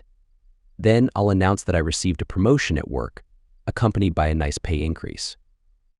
We'll have a bottle of his favorite drink with us, saying we've come to celebrate and share our good news with our best friends in the whole wide world. Evelyn, you'll enhance his drink with the mixture I'll provide, and we'll all toast to our good fortune. Just be sure he doesn't see you add it to his drink. Doug continued, the effects of the potion should start 30 to 45 minutes after he takes it and will reach its full concentration in his blood within an hour, depending on his tolerance. I'm guessing since he rarely takes any medications, he will become weak quickly. He'll become incapacitated and lie there unable to move but still able to observe events. He'll be confused and drowsy, and then his inhibitions will be stripped away. The best part is the memory loss. What will he do when he learns a chunk of our money is missing? Evelyn asked. That's the beauty of it. Legally, half of everything is yours, cash included. You don't have to explain what you do with your half, just like he didn't tell you where he moved it all in the first place, Doug said. Okay, but what if it pushes him to file for divorce? I don't want a divorce. We need his money on an ongoing basis, and I like my life just the way it is now, Evelyn whined. Doug explained, look, from what you've told me about your prenup, the infidelity clause cuts both ways. If it comes down to it, all three of us will testify that he openly cheated with Vicky while you remain the ever-faithful wife. That way the trust and all other assets will be open to you to split. You'll get half of everything in the event of divorce. On top of that, he'll have to pay alimony and child support. We'll be fine, Doug said. After the divorce, I'll send him a picture of something embarrassing and tell him to use it for his 1-minute funny faces. The women laughed. Upon hearing their plan, I immediately realized that they had given me the perfect opportunity to seek vengeance against the three of them. This was the chance I had been waiting for. I needed to stop by the pharmacy on my way home and call Giles. Of course, Giles was eager to help me out in the execution of my plan. After learning how shockingly Evelyn had betrayed me, he was only too happy to oblige. He was even more angry than I was. She'd let down his brother, and you don't mess with family. When Friday evening arrived, even though I was excited to get things underway, I knew that if I appeared eager or antsy, it might make them suspicious and alter their plan. I did my best to act as calm as my life had been for the past couple of weeks. When I walked into the house, I immediately noticed Veronica in Connie's absence. Hey, where are the kids? I asked curiously. Oh, they're at the sitter this evening. I've been cooking up a storm for you and was hoping we could have a nice quiet evening here alone, just the two of us. Evelyn replied. Oh, so you finally changed your attitude about helping me like you did Doug? I said with a smile as I got a soda out of the fridge. I didn't have to look at her to know she was glaring at me. By the time I stood and turned around, her face was back to normal. It framed a blank, controlled expression. She was mad but hiding it as best she could. Before I could say anything else, the doorbell rang. I'll get it, I offered. Oh, it's you two, I said with mild disgust. I wanted them to think I had not changed my mind about them. To be honest, if I did not have a plan, I would have punched Doug straight in the face, consequences be damned. She's in the kitchen. I wasn't expecting you three to try and surprise me again. I'll just go out to eat tonight. You guys go right ahead. I turned towards the front door. Hold on a second, Doug pleaded. We came to see you both. Please don't leave. I have wonderful news. We brought a bottle of soda as a peace offering. Not just any soda, but a limited edition flavor. What kind of news? I pretended not to know. I escorted them into the kitchen, and Evelyn acted surprised to see them, giving polite hugs as greetings to them both. Doug began, first off, Vicky and I want to sincerely apologize to you, Howard, for any misunderstandings or offenses we may have committed and hope we can make amends. We've been missing you two a lot. And secondly, I want to announce that I received a promotion at work today, accompanied by a very nice pay increase. As I mentioned, we have this bottle of soda with us hoping to share our good news with you both and celebrate our good fortune with our best friends in the whole wide world. Oh wow, that's awesome, you guys. We're so happy for you, aren't we, sweetie? Evelyn coaxed. And look, your favorite limited edition flavor to boot.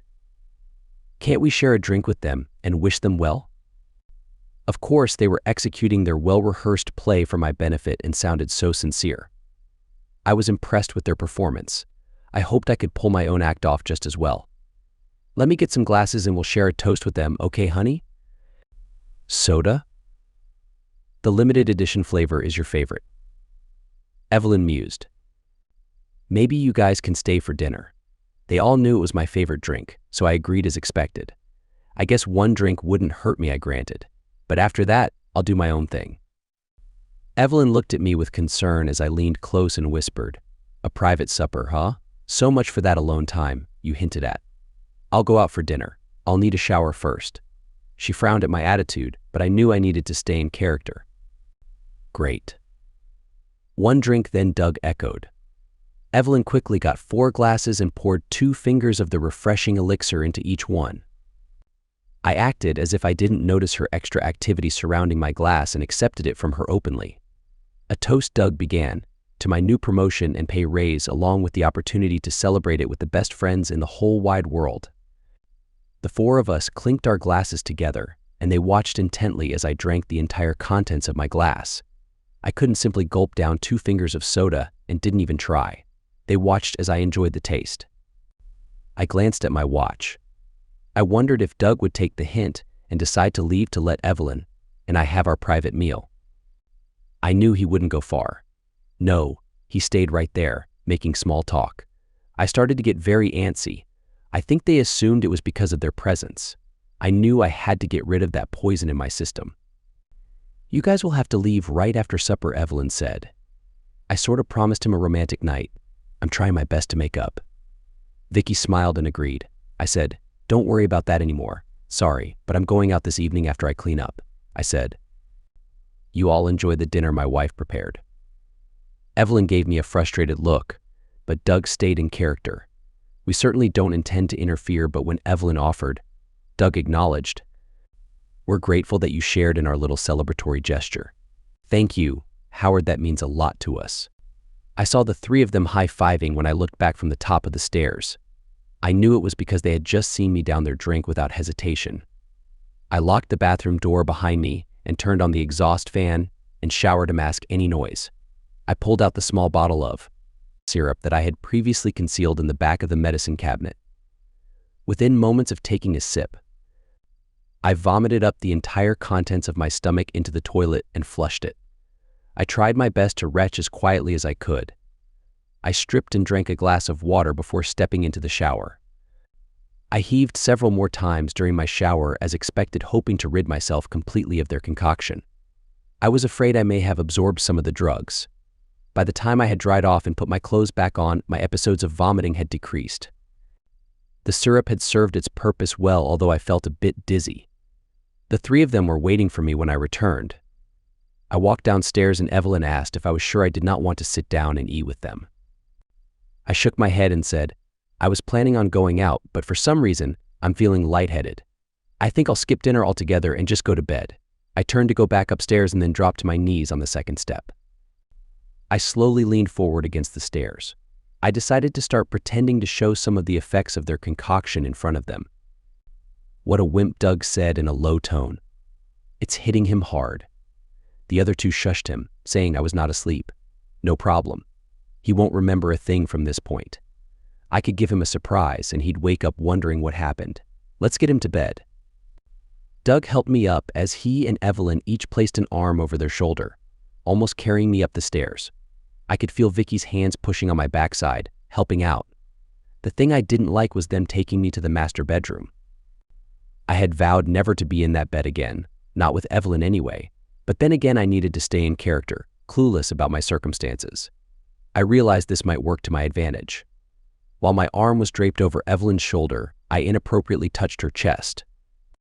"Well, it appears as though the ecstasy is kicking in," Evelyn stated. "That's the first time he's touched me affectionately since that night." "Oops. Can I say that in front of him?" she asked. "Don't worry, he won't remember a thing about tonight. Everything we say or do from this point on will be erased from his memory by the drugs," Doug assured.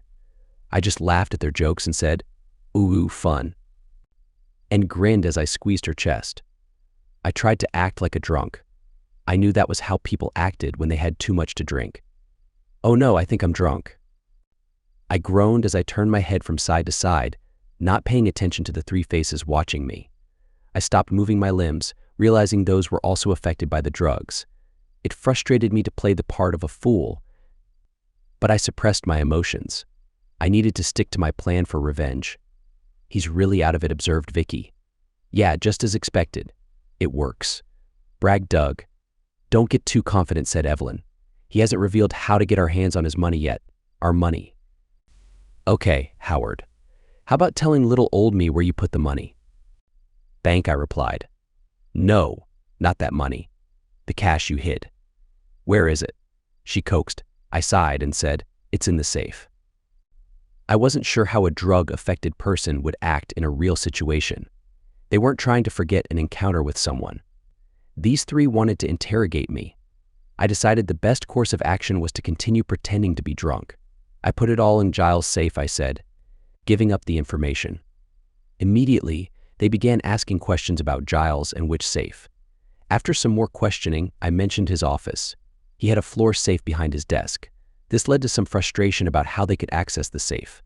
"How much did you put in Giles' safe, Howard?" Vicky gently pressed. I paused for a bit, and when she asked again, I said, $60,000. "Excellent, that's the amount we needed for the kitchen and pool," Evelyn confirmed. I was worried he would divide it up. "Wow, we need to get it now," Doug declared. "That will set us up for some time. We'll take it all. Who knows what else we'll be able to get." Evelyn said, "Wow. I never thought he would hide cash there. I know where the key used to be, and unless they changed it, I also know the combination." Both brothers were worried about a thief figuring out their combinations, so they switched and used each other's birthdays and their children's birthdays instead of their own. Giles' safe combination is my husband's and our daughter's. I'm not sure about the order, but those used to be the numbers. Now, Howard, sweetie, how can we get to the safe? Vicky whispered into my ear. I mentioned that I had a key to his office in my desk drawer, which I kept in case of emergencies. Giles had a key to my office as well. Several of my dealership employees had access to my company's safe, so it wasn't a good idea to hide money there. Plus, I wanted to eliminate any excuse a defense attorney might have to explain Evelyn's presence in my office. The three of them discussed their options. Vicky quickly checked online for the business hours and confirmed that the parts store should be closed by now. Nothing would stop them from getting the money they desperately wanted. "Wait, what about the security system?" Doug asked. "We almost forgot about that." When Vicky whispered her question into my ear, I drunkenly explained that there was no system. The camera over the sales counter was only on during the day in case of a robbery. "We won't need to go near the front counter anyway," Evelyn said. "Giles' office is in the back, on one side of the storeroom. I've been in there once or twice. They took the bait, I thought, and relaxed." "Okay, Evelyn, complete the task. Make him laugh," Doug instructed. Evelyn immediately protested, saying they had all the information they needed, so why bother? She tried to find a way out. Doug explained, "Because, as you've repeatedly told us, he often falls fast asleep right after laughing. The endorphins from laughter should work with the funny mixture. And be sure to finish it all. You could make him laugh more, but then we'd have to clean him off and you'd have to clean up yourself. We don't have time for all that. Just make him laugh and get it over with already." I resisted their efforts with all my might. The thought of my daughter walking in on them doing something embarrassing did the trick. I made them work hard for it. The girls attacked me with uncontrollable laughter. I chuckled and giggled, and eventually exploded into a fit of laughter. I must say it was an incredibly enjoyable experience. It took her nearly 5 minutes of the most enthusiastic comedic acts you could imagine, but finally, Evelyn completed her task. Too bad it would be the very last joy I'd ever receive from her. She made me laugh hard, until I pretended to pass out from the hilarity. When I no longer responded to anything they said or did, my wife finally made me laugh. "What a joke. He's not going anywhere until morning. It would be best if we take his car to the auto parts store. That way, if anyone happens to see a car there tonight, it will be his. Maybe traffic cams could catch it. And since he will have no memory of tonight, he can't say with certainty that it wasn't him that moved the money. It's perfect," Doug emphasized. "The jerk will never know that you just gave him the most hilarious moment of all time," he laughed. 50,000 big ones. You can bet your bottom dollar that it'll be the last one he ever gets from me. I'm glad he'll never remember it. I'll be doing my best to forget it," Evelyn said sarcastically. Doug urged, "We better get this show on the road so we can pick up the kids on the way back. It's already getting late, and we might not have another chance as good as tonight. Good night, Howie, and thanks for all your financial support." "Good night, Howie," both girls said at the same time. I woke up from the bed the moment I heard them leave the house. My head was spinning for a few seconds. Yep, I had undoubtedly been drugged. I hoped it wouldn't affect my driving. I watched them take off in my car and quickly got dressed and grabbed the burner cell phone I had purchased when I obtained the funny mixture. I found the spare key to Evelyn's car and rushed to where I knew the three partners in crime would be. I knew better than to park nearby. Traffic cameras could catch me in the area. I also did not want to drive past my dealership because the cameras there recorded a view of the street in front. I took a slightly different route than they did and parked well down the block just in time to watch them circle the building. I had lied about the security system. It was fully functional. Once triggered, it would send a silent alarm to the police. This afternoon, Giles had silenced the interior alarm bell. His motion-activated cameras would automatically record any intrusion. I saw flashlights through Giles' office window, so I knew they were inside. Just to ensure the police were alerted, I used the burner phone to call 911. I disguised my voice as best as I could and anonymously reported suspicious activity inside the closed Bennington Auto Parts store, stating that it appeared as if someone was robbing the place. Unless the police conducted a voice recognition investigation, they would not suspect me since they had drugged me. There must have been a police car nearby because the officers arrived on site in less than 5 minutes. They quickly stopped, and one officer ran to the front door while the other disappeared around the back. I slowly drove off, escaping into the night. I drove back home and rested in my recliner. I waited a full 3 hours before the phone finally rang. I answered, intentionally slurring my voice. "Hi, Howard.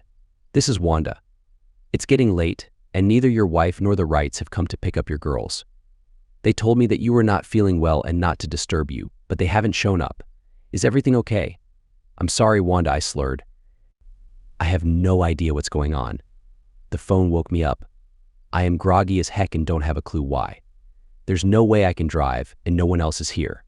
I'll try to call them. Can you keep the girls there until either I can drive or their mother shows up? I hate to ask, but you did offer. Of course I can, Wanda said. But what's going on? I repeatedly called both Evelyn and Vicky and left messages, but no one returned my calls. Why aren't they with you? The girls are right here.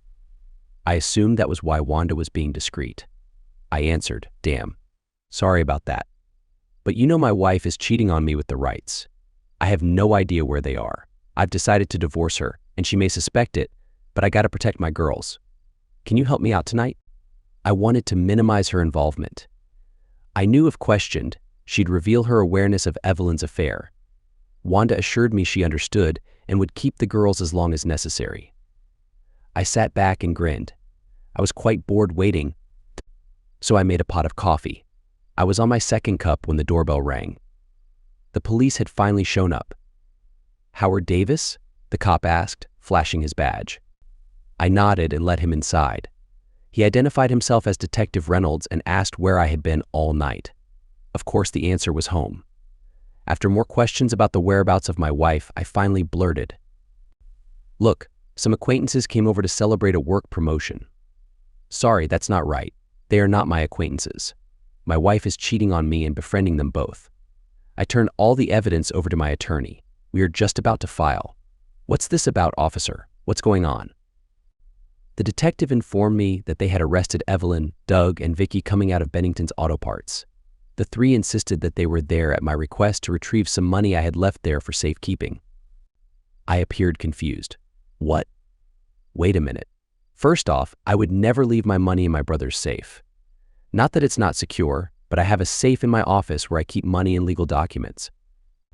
Secondly, I don't remember a single thing about this evening. I came home, and the Wrights showed up. We all drank and toasted their promotion and raise. I took a shower and felt sick. The last thing I remember was telling my soon-to-be ex-wife that I wasn't feeling well and went upstairs. I remember nothing else until the babysitter called a little while ago. He asked for Wanda's number, and his partner stepped to the side to make a call. "Mr. Davis, it sounds like you may have been drugged." I stared at him in surprise for a second before standing up and walking into the kitchen. I pointed at the bottle of juice and the 4 used glasses. I didn't touch them. "I came in and made coffee after the babysitter called," I said. The second detective came in and said the babysitter confirmed she had called me and I sounded groggy. "It might be best if we take you to the hospital for a blood test," Reynolds said. His tone didn't leave me with any other choice. This was turning out better than I had hoped. His partner started collecting the glasses and evidence bags. Reynolds asked if they could search the house. I had nothing to hide, so I readily agreed. Sure enough, my drug test came back positive for rohypnol and ecstasy. Reynolds' partner joined us at the hospital. He surprised me when he openly told Reynolds what he found. I suppose that indicated I was not a suspect. Jenkins, the partner, said he found a vial containing some powder, which he suspects is the remainder of the drugs used against me. They also found a box in the basement containing my surveillance system. I confirmed I had dismantled it once I obtained the evidence of my wife's infidelity. It's a shame, Reynolds said. It could have shown your wife slipping something in your drink, not that we need it. They took me to the police station to take my official statement. I had asked to call my brother and they told me I had to wait until they finished. Giles and I had made a point not to communicate that evening in case our cell phone records were checked. We also wouldn't talk about our activities over the phone. When I did call him during a break in talking to the police, he explained the events of the evening to me. He had been called when his security system detected a break-in. The police arrested Evelyn, Doug, and Vicky, leaving the building with a bag of money. It was cash from 2 weeks of sales plus extra cash he used to stock the cash registers. Giles said he had no idea why Evelyn would think I would store my money in his safe. Evelyn, of course, was very vocal about how I had sent them to retrieve my money while I was sick and at home in bed. I know Doug is a smart man, smart and manipulative. He would eventually conclude I had somehow set them up. He would have no idea how, and I wasn't about to tell him. It did make me think that maybe he might try doing something else out of desperation. I shared my concerns with Detective Reynolds without revealing the real reasons. I wanted it officially documented. Detective, my wife has been cheating on me with those two. They drugged me, I suppose, to keep me out of their way as they went to steal some cash, but it wasn't mine. I'm guessing they used my emergency key to get into my brother's store while I was unconscious. Like I told you before, we have keys to each other's businesses. My concern is that if Doug was willing to go through all those efforts to rob my brother and me, he might attack me. I'm almost certain he'll try something else out of desperation.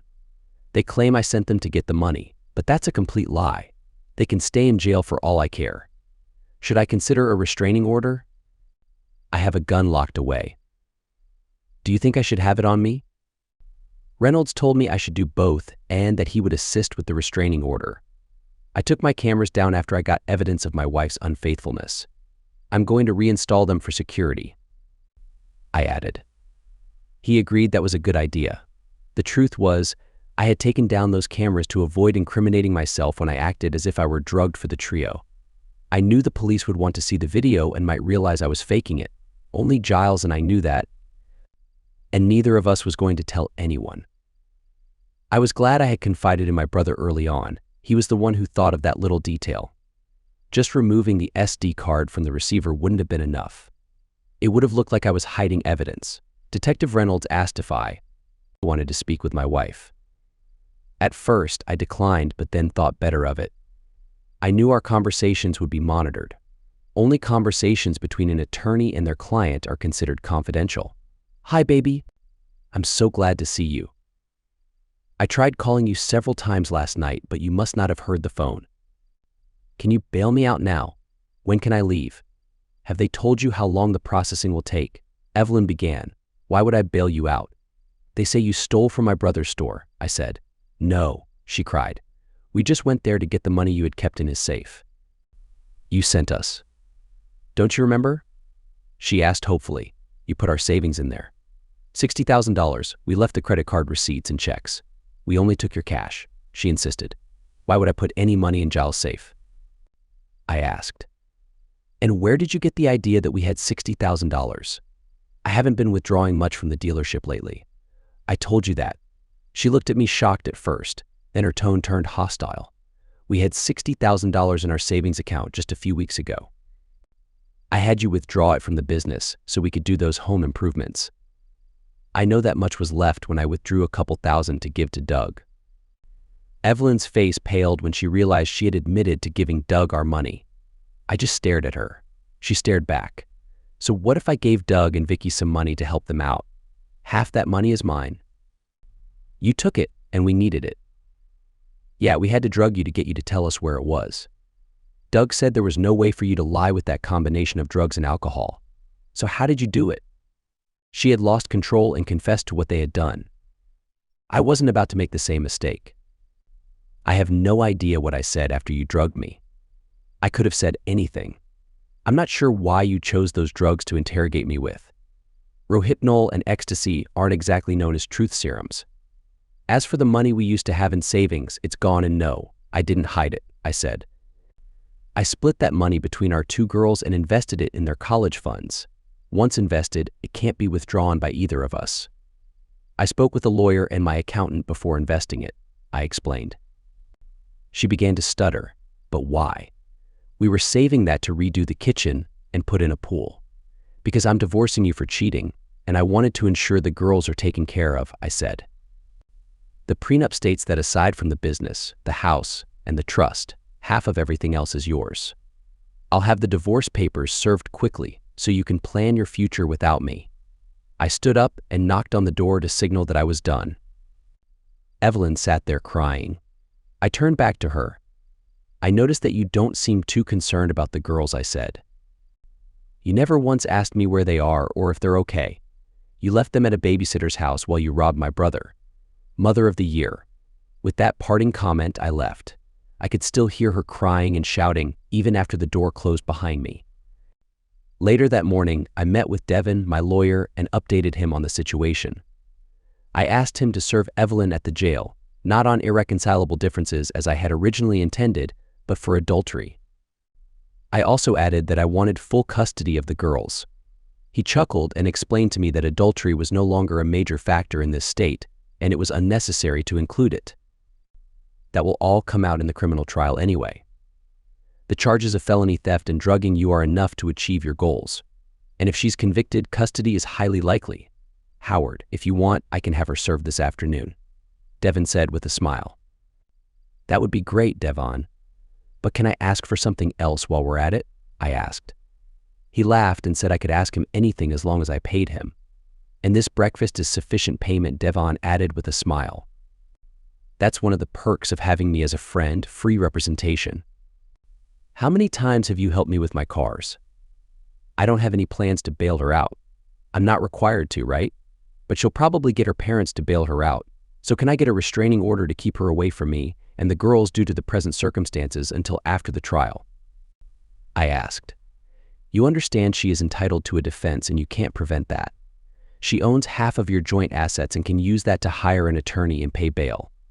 Once we serve her in divorce proceedings, she is limited to only her half, so her options will be very limited. As for the restraining order, since she is being charged with drugging you against your will, obtaining a restraining order to protect you shouldn't be a problem. But when it comes to the girls, unless you can prove they are in danger, you can't keep her away from them. However, we might be able to get a judge to approve supervised visits, like with Child Protective Services. We could claim she might try to take the girls and run. There are no guarantees, but we can try. Later that afternoon, I received a call. Good afternoon, Albert. How's my favorite father-in-law? The truth is, I respected the man. What the heck is going on, Howard? Evelyn tells me she's been set up for some elaborate theft scheme. But even worse, she says you're refusing to bail her out or get her proper representation, and on top of all that, you had her serve divorce papers in jail requesting full custody of the girls. Please tell me she's mistaken. You can't be that heartless. It's not like the Howard I know, the one who married my daughter. Albert, I'm sure she didn't tell you the whole story. There's a lot you're not aware of, I said, trying to be diplomatic. My patience was wearing thin. Man, of course, there's a lot we don't know. She was just charged. There hasn't even been a trial yet. How can you assume she's guilty and throw your wife away? She's the mother of your children. Is that how you handle things, Howard? Do you give up at the first sign of trouble? Did she tell you it was my brother's store she robbed? She used the spare key my brother gave me for emergencies. She's claiming I sent her there to retrieve money I supposedly hid in his safe. Albert, I didn't have a single penny in his safe. They drugged me into a stupor to keep me out of the way, then robbed my brother. Those are the missing facts she conveniently left out. Albert looked deep in thought for a moment. Then he continued, if what you're saying is true, why would she need to rob anyone as your wife? It doesn't make any sense. I found out she's been giving a lot of cash to her lovers. Yes, Albert, I said lovers. She's been seeing both Doug and Vicky Wright and financially supporting them. You've met the Wrights. They've been having an ongoing affair even before Evelyn and I got married. They got desperate for money when I found out what she was doing and cut off her access to cash. If you don't believe me, I'll show you evidence someday. I almost mentioned video evidence, but I needed to keep my cameras a secret for now. That was crucial. But there's more, Albert. Not only has she been unfaithful and financially supporting them behind my back, the three of them also drugged me last night with Rohypnol and ecstasy. The hospital's blood test records prove I had been drugged. The doctor said that if their mixture had been slightly off, I could have died. While I was incapacitated and unable to interfere with their plans, that's when the robbery took place. You can draw your own conclusions. So right now, forgive me if I don't feel very sympathetic towards Evelyn. Wow. She didn't tell me any of that, Albert replied in a shaky voice. Only that you sent her to retrieve your money and she was arrested. That it was all a big mistake, but you refused to help her. If what you say is true, I'm sorry. I had no idea, Howard. I told him I understood that although Evelyn was still his daughter, she won't be my wife much longer. I still have to step in and help her, Howard. She is my daughter, Albert explained quietly, his voice breaking with emotion. But I'll be darned if I'll help those other two, though. We ended the call. When I finally made it to pick the girls up, they wanted to know where Mommy was. I told them that she would be away for a little while. I didn't want to make promises either way. This was still only Saturday. I did fill Wanda in on more details of what had happened. She again reassured me that she was willing to help out with child care whenever I needed it. I told her I was seeking a restraining order against the three of them, and that I was going to ask that Evelyn be allowed only limited, supervised visits until custody was settled. I didn't want her to be caught in the middle, but requested that if any of the three approached her when she had the girls, to call the police. You don't have to worry about that, Wanda said with a small smile. I'm very protective over those girls. Doug signed a promissory note using their house as collateral to bail him and Vicky out of jail with a minimal bond. Albert bailed out Evelyn. It was a fluid process since it was the first offense for all three. Evelyn immediately demanded to be taken home, but the restraining order prevented that. A deputy accompanied her inside briefly to gather some clothing and personal items. Being charged with drugging me was assault and sufficient grounds for the order. If I'd had the video cameras in place, I could have added physical assault as an additional charge. But I knew my episode with Vicky would become public knowledge.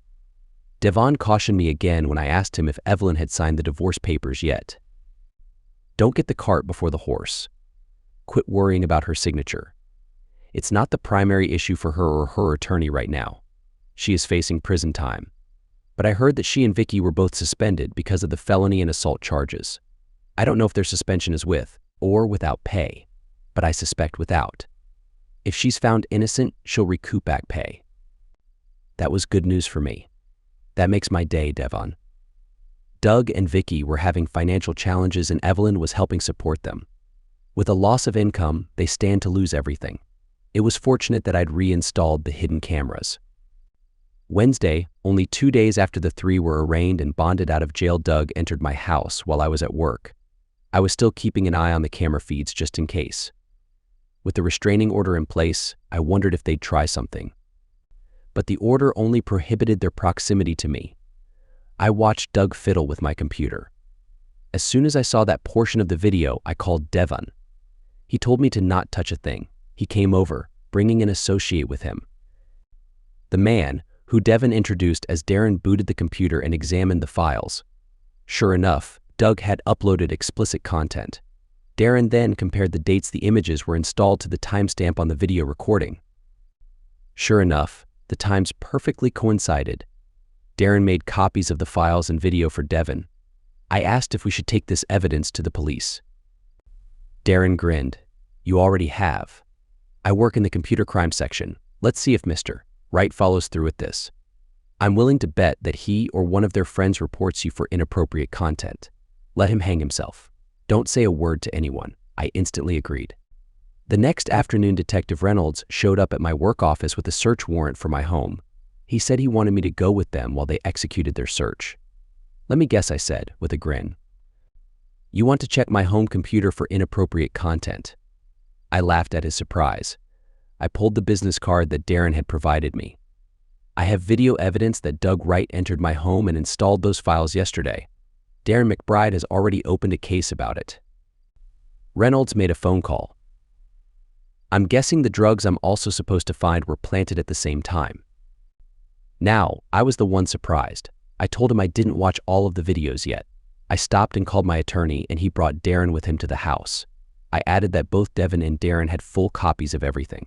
Upon arrival, Devin informed all three, "Your wife and the Wrights are claiming you framed them for robbery and that it was your idea to rob your brother." A careful review of the video showed Doug putting something on the top shelf of my bedroom closet. Detective Reynolds opened the bag and revealed a series of small bags that looked suspicious. He'd bet that some were sleeping pills, party pills, and an illegal substance to support their claim I drugged myself. Devon explained that Doug wanted to take me down for some reason. "I'm telling you that boy has a vendetta against you. This goes beyond him just wanting your money and your wife," he added. "You need to watch your back. Let me know if anything out of the ordinary happens. Don't wait. And call the cops if you even hear what you think is a cat scratching at the window." It baffles me why he wants to harm you badly. Of course I knew why, but I couldn't tell anyone that I'd faked being under the influence of their drugs and fed them a line of nonsense. He didn't know how I caught on, but Doug was out for revenge. Well, he'll realize that I have video cameras recording everything in my house when he's arrested. He'll be informed that he was caught planting the drugs and explicit content. Doug was rearrested and taken to jail. His bond was revoked, and he now faced additional charges of possession of explicit content and illegal substances. Attempting to plant false evidence rounded out the charges. Despite his attorney's plea that he was a first-time offender framing me, he was remanded to jail until trial. It took 6 months for the three to come to trial.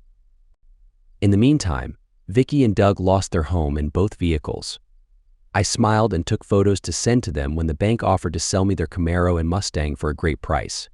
The bank doesn't care to hold vehicles after repossession. Evelyn accepted $8,000 for her portion of our belongings as a couple, despite her attorney advising her to wait until the divorce was finalized. But she needed money to live on. Her parents offered to let her move in with them, but would not allow Vicky to join her, so the two friends rented a small apartment. I heard they are now waitressing since their teaching suspension. My divorce from Evelyn was finalized the week before her criminal trial. Her attorney related to her that I had a video of Doug planting the drugs and explicit content. All three now concluded that I was aware of their affair and plot to drug me. Her lawyer had no access to those other videos because Devin convinced me to drop the adultery grounds. He pointed out that my incident with Vicky would be exposed in court, which would only cloud matters. During the months I spent wifeless and my daughters motherless, I depended heavily upon Wanda for afternoon childcare. Our children got along famously. Wanda and I became friendly but not inappropriately close. I woke up several times in the night with a difficult problem after dreaming of her.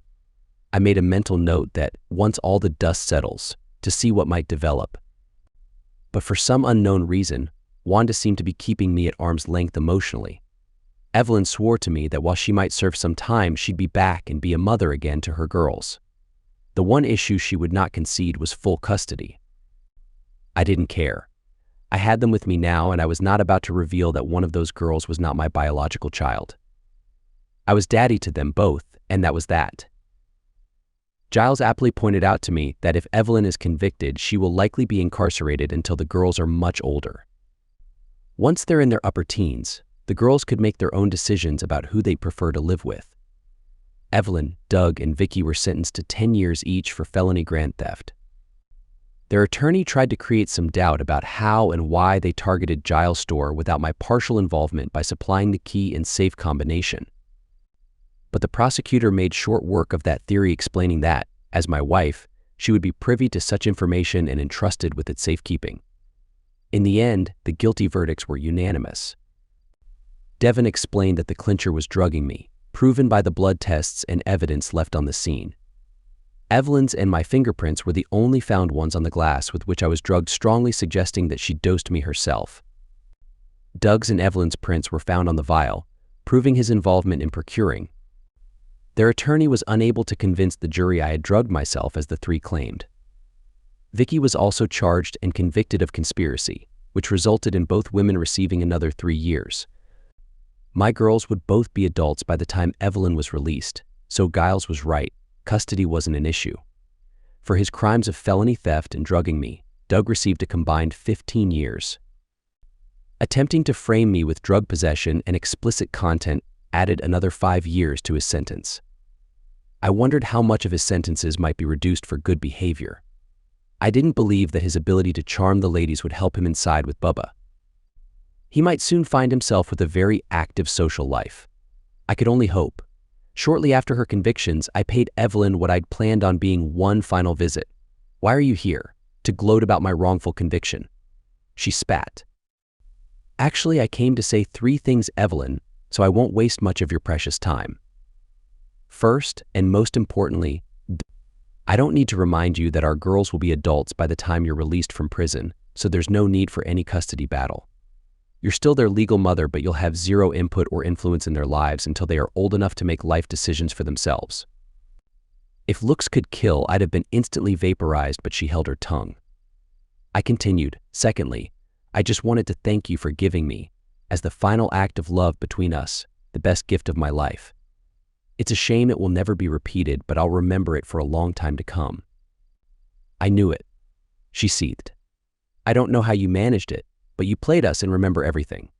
It's one thing to believe something, Evelyn, and quite another to prove it." I quipped. "What's the third thing, jerk?" I nearly forgot. It's hardly worth mentioning, but I'll pass it on anyway. After your sentencing hearing, I had a short conversation with the judge. I explained to him that you and Vicky were lovers the entire time that we've been married. I suggested that you two serving your sentences together in the same facility would be quite interesting due to your closeness. He thanked me and advised that he would amend the orders so that you will serve your sentences at different penal facilities. Evelyn could no longer contain herself. "You jerk. You just had to separate us, didn't you? Can't stand to see anyone happy, can you, mister? Wimp? Now that you're out of our lives, maybe the girls and I can find true happiness for a change. I'm sure whoever I replace you with will be a much better wife and mother to them. Enjoy the fruits of your labors, Evelyn. Goodbye." She screamed at me as I walked away. With a bounce in my step, I felt validated as the final notes of the song Lovin', Touchin', Squeezin' replayed in my mind. "Now it's your turn, girl, to cry ena ena ena enane enana nay na na nay na na na nay." It had been a few weeks since I had taken the girls to Wanda's. I knew pursuing something with her might have been a rebound from my previous relationship, but for some reason I couldn't shake the feeling that I should visit her one last time to thank her for helping me with the girls. As I stood on her porch, pressing the doorbell, I realized how nervous I had become. My palms were sweaty and my throat felt dry. I quickly checked my breath like a teenager while I waited. Finally, the door opened, revealing a beautiful woman who smiled at me. "Hello, Howard. It's nice to see you again. Please come in." "I'd love to, but I'm in a rush to take 2 hungry girls to a family restaurant before they starve," I chuckled. "I totally understand. How can I help you, Howard? Do you need me to watch the girls for you? Freddie would enjoy their company." "No, that's not exactly why I'm here, Wanda. The girls miss you and your son. They've been begging me to see you, and I couldn't resist stopping by tonight." "That's so sweet of you. Freddie and I adore your girls too." "Thank you for coming by. Well, actually, if it's not too much trouble, I was hoping you could join us tonight." "Tonight? What did you have in mind, Howard?" "Well, Wanda, we haven't had the chance to spend quality time together with everything that's been going on. So I was thinking, maybe you and Freddie could come with us to Chuck E. Cheese. Our kids get along great, and it would mean a lot to me if you could spend the evening with us as my special guests. It would be a personal favor." Wanda froze, a flashback of a heartfelt conversation from years ago flooding her mind. 4 years earlier, Wanda had a video call with her husband Garland, who was deployed overseas. He had 5 months left in his tour. The situation in the region had become tense, and Wanda could sense his nervousness. After a heart-to-heart chat with Freddie, their 4-year-old son, Wanda sent him to play in his room as they were wrapping up their too brief time together. "Honey, I know you don't like talking about this, but please listen," he urged. Please, don't, she pleaded. I need to say it. It's my greatest hope and dream to come home in 5 months and take care of you and Freddie forever. But if something happens to me and I don't make it back, I want you to know that I love you forever.